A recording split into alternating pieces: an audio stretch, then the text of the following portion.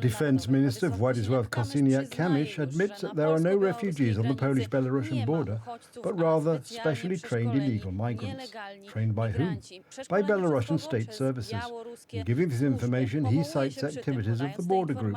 Does he have knowledge of with whom this group cooperates and what specific activities it conducts? Today, I'm taking a closer look at the situation.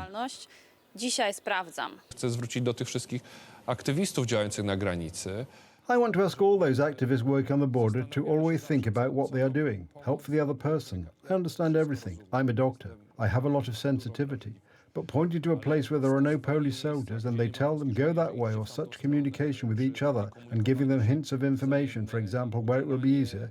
If we verify such information, now we verify. But if it is true, then I would very much like to ask them to turn back from this path. Reflection came after some time.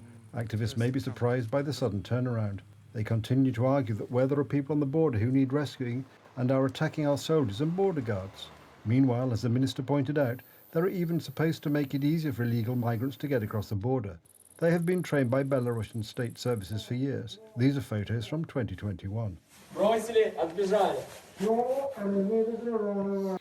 Activists continue to insist on their position. There were photos of a Podlasie volunteer humanitarian ambulance, a mother with a toddler, a newborn baby, and underage girls from Somalia.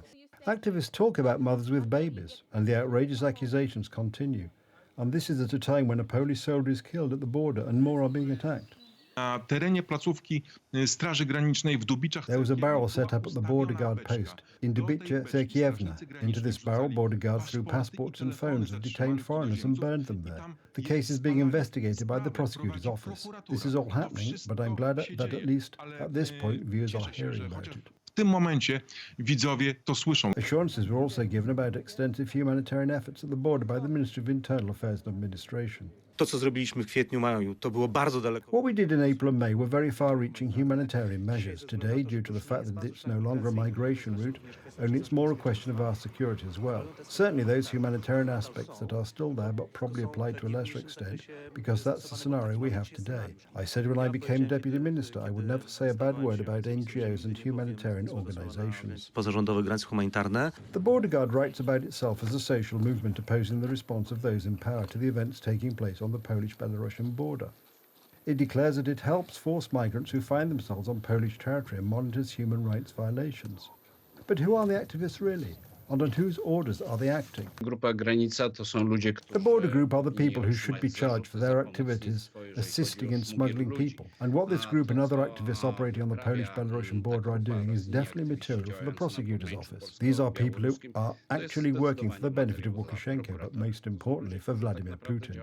There is no doubt that what is happening on the Polish-Belarusian border is Kremlin-inspired. And it seems that it took the murder of a Polish soldier on the border for such actions to be noticed by the government.